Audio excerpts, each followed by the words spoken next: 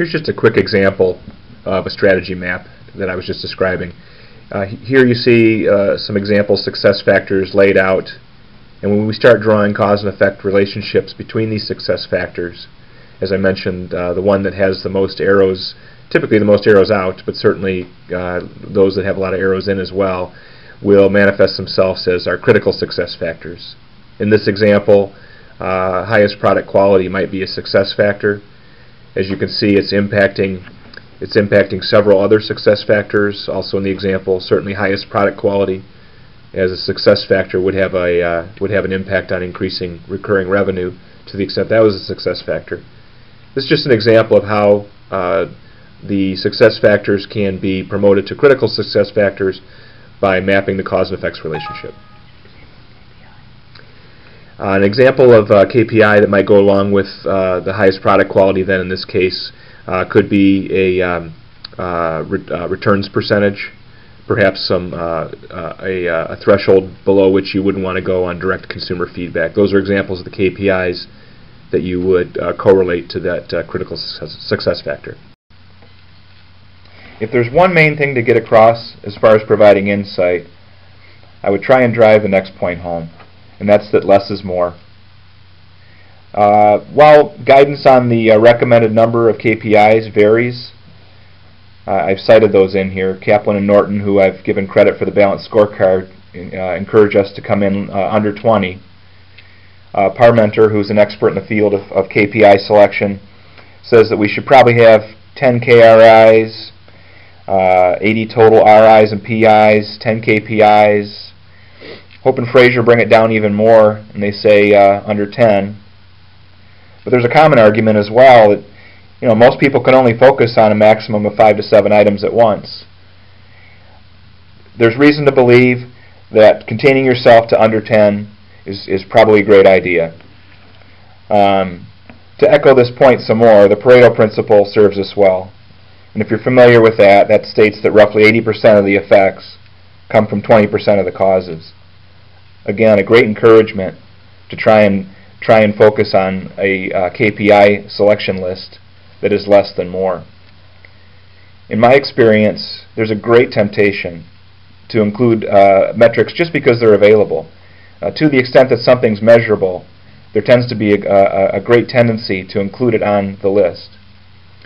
But to the extent that this particular goal is not obtained and that we fail to contain the list of KPIs, they begin to become non-key. The longer the list, the more diluted it becomes, and more importantly, the more diluted the attention becomes that can be given to these key performance indicators. And now I'd like to discuss at a summary level the overall KPI selection approach.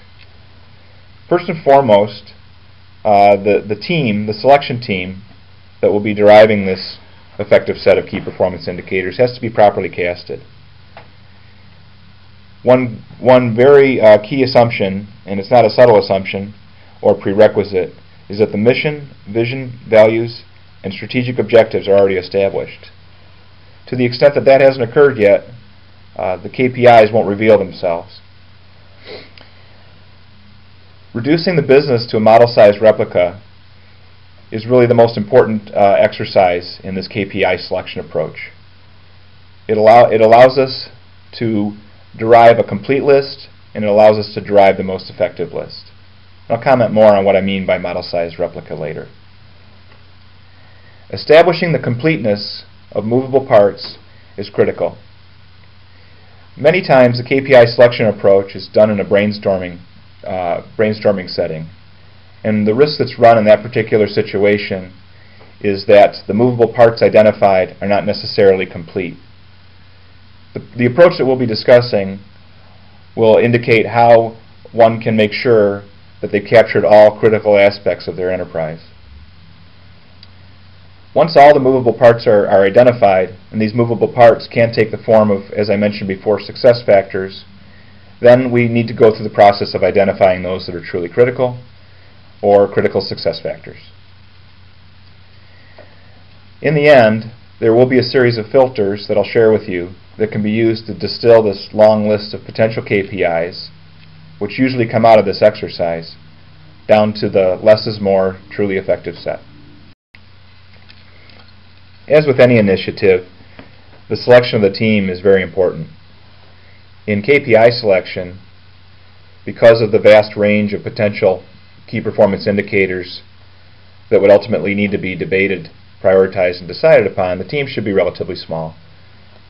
I would suggest no more than 5 on the team. You have to start with the understanding that the individuals on the team need to be well trained on the task.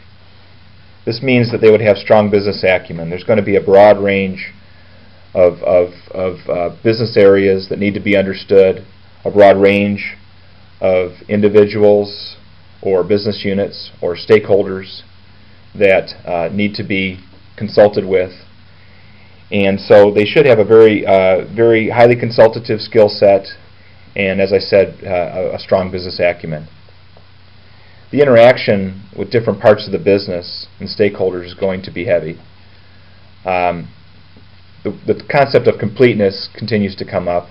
It also needs to be complete as well. Really, no stone should be unturned in trying to identify all the different critical success factors. Some examples I gave are the board of directors, suppliers, clearly customers. This should also include the business's partners, certainly employees. And potentially even the communities involved.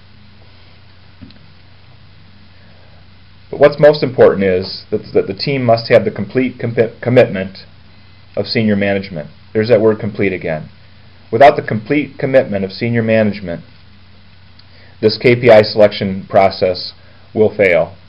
It needs to be embraced, and the team needs to understand that the outcome of their work is going to be something that the senior management team is committed to. Now, that doesn't mean that you include them, but the team must be reporting to the CEO. By virtue of including senior management, oftentimes you run the risk of delaying the process. So you need to appoint a team that is agile and able to focus on this exclusively. Many times members of management have attention that's going to be diluted in other directions. The team that you select has to be able to focus on this particular initiative.